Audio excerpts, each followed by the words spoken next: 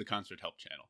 In today's video, we'll be taking a look at how to remote access into a Linux virtual machine. Now, this process will look quite familiar to you if you have remote accessed into a Windows virtual machine.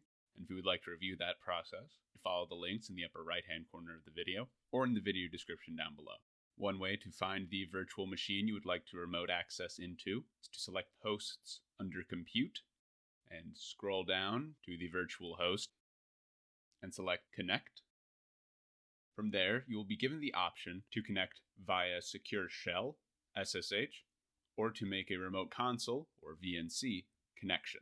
By selecting SSH, you will be logged in to the command line of your virtual machine using the credentials that you established when launching your deployment. And if you would like to access the graphical user interface of this virtual machine, close out of your SSH connection and reconnect, this time selecting VNC. If you'd like to watch more of these video tutorials, feel free to check out the CONS3RT Help YouTube channel. Alternatively, you can visit the CONS3RT Help site, which features these videos and articles which cover similar topics, often in greater depth.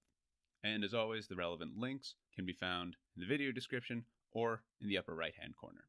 In the meantime, I hope you found this video helpful, and thank you for using CONS3RT.